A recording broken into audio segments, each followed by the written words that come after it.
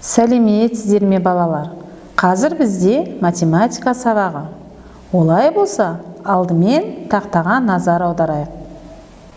Қалталардың түбінде сылдыр-сылдыр етеді. Адамдарға мәңгілік, адал қызмет етеді. Қане ойланайық. Дұрыс балалар. Бұл жұмбақтың шешуі монета. Монета дегеніміз не екен балалар? Монета дегеніміз ақша.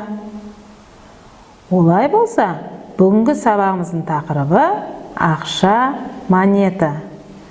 Бүгінгі сабақ барысында сіздер монетаның не екенін және монеталардың түрлерімен танысатын боласыздар. Ендеше ақша туралы қысқаша мәлімет тыңдайық. Ертеде ақша болмаған кезде ақша орнына бағалы заттарды, аңдардың терісін, тұзды, астықты пайдаланған. Уақыт өте келе монеталарды ойлап тапқан. Бірақ монеталарды қалтаға салып жүру қиындық туғызғандықтан оларды талонға айырбастап қолданатын болған. Сөйтіп, талондар қағаз ақшаның шығуына себеп болған. Ал балалар, сіздер ақша туралы және оның күнделікті өмірдегі маңызы туралы білгілеріңіз келеді ме? Олай болса, мына бейнежазбаны тамашалап көрейік. Күнделікті өмірде әртүрлі заттар керек. Олардың бір қатарын дүкендерден, дәріханалардан және сауда үйлерінен сатып аламыз. Сатып алу – ол өз ақшаңды дүкендегі заттарға айырбастап алу. Қазақстан Республикасының ұлттық валютасы теңге, ақша қағаз және металл болады. Қағаз ақшаларды купюралар, ал металл ақшаны монеталар деп атайды. Біз бүгін металл ақшалар, монеталар жайлы айтамыз. Біздің мемлекетімізде 1, 2, 5, 10, 20, 50 және 100 теңгелік металл монеталар бар. Монетаның құны номиналы деп аталады. Номинал неғұрлым жоғары болса, монета соғұрлым құнды болады. Демек, қазақстандық ең құнды монета 100 теңге. Балалар, бұл бейнежазбадан ақшаның атқаратын рөлі мен күнделікті өмірдегі қажеттілігін көріп отырсыздар. Енді мына суретке назар аударыңыздар. Суреттен нені байқауға болады? Әрине, сатушы мен сатып алушыларды көріп отырсыздар. Сонда заттарды сатып алу үшін ақша қажет екен. Және ол үшін металдан жасалған монеталарды да қолдануға болады екен. Енді балалар, монеталарға байланысты тапсырмалар орындайық. Бірінші тапсырма. Әмияндарды салыстыр. Балалар, осы жерде әмияндағы ақшалардың санына және оның қанша теңгелік монета екеніне назар аударайық. Мысалы, бірінші әмиянда 5 теңгелік монета бар. Және оның саны 1. Ал екінші әмиянда 10 теңгелік монета бар. Оның да саны 1. Енді салыстырып көрейік. Қай жағы артық деп ойлайсыздар? Дұрыс, 10 теңгелік монета артық. Себебі 5 кем 10-нан. Балалар, енді осы тапсырманы бәріміз бірге орындап көрейік. Бірінші әмиянда 5 теңгелік монета, екінші әмиянда 10 теңгелік монета. Салыстырайық. 5 кем 10-нан. Келесі әмиянға назар аударайық. Бірінші әмиянда 10 теңгелік монеталар бар. Олардың саны 2.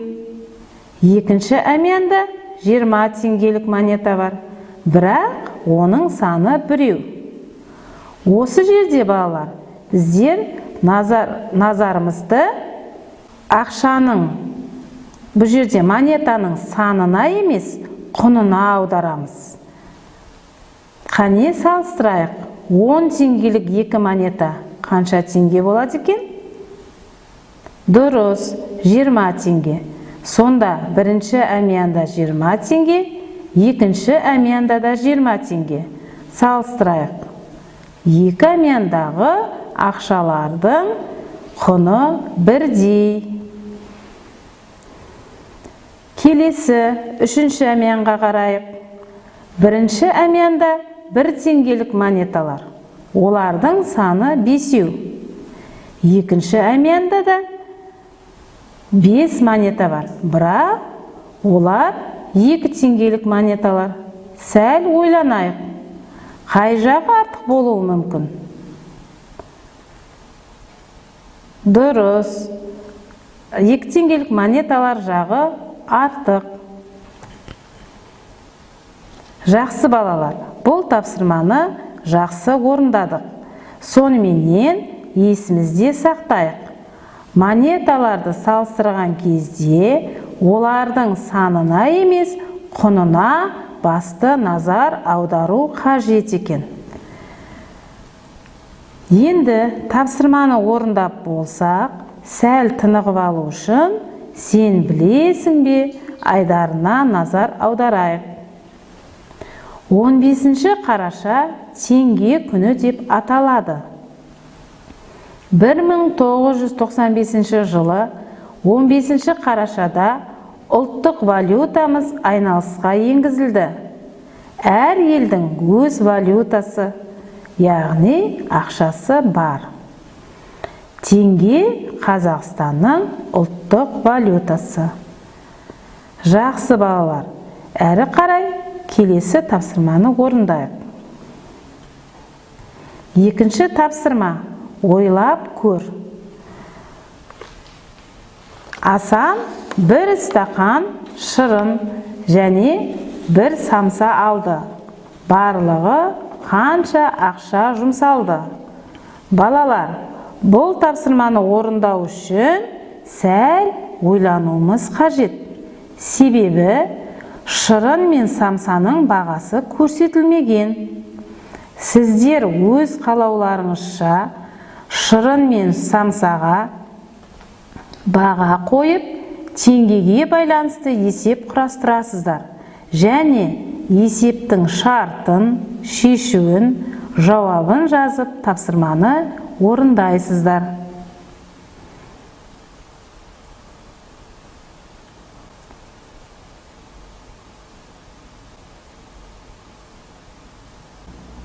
Қане балалар, есеп құрастырып болсақ, жұмысымызды тексерейік.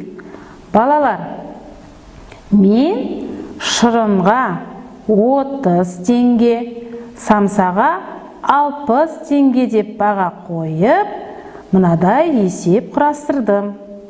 Ал сіздерде қалай болды? Жақсы балалар, енді әрі қарай жұмыс дәптермен тапсырмаларды орындаймыз. Бірінші тапсырма. Монеталарды тап. Мына гүлдерге мұқият қара. Онда монеталар жасырылған.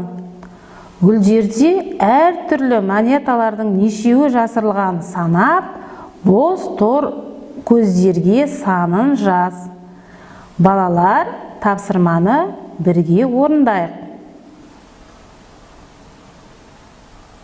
1 теңгелік монета жоқ. Оған 0 деп жазамыз. 2 теңгелік монеталар нешеу екен? 2 теңгелік монеталар 1. 5 теңгелік монеталарды табайық. 5 теңгелік монеталар 4 екен. Енді 10 теңгелік монеталардың санын жазайық. 10 теңгелік монеталар 2. 20 теңгелік монетаның 3 бар екен. Келесі тапсырма. Монеталарда бейнеленген сандарды өсу ретіне қарай бір сызықпен жалғастырып қос. Тапсырманы 1 теңгелік монетадан бастап орындаймыз. Қане, бірге орындайық.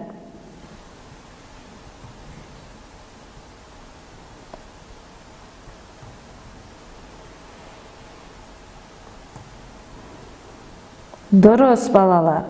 Әрі қарай келесі тапсырмаға назар аударайық. Бұл жерде берілген заңдылықты сақтап, монеталарды орналастыруымыз қажет. 1 теңгелік монета, 2 теңгелік монета жазылып тұр. Әрі қарай өсу ретімен жазамыз. Қане, бірге орындайық. 5 теңге,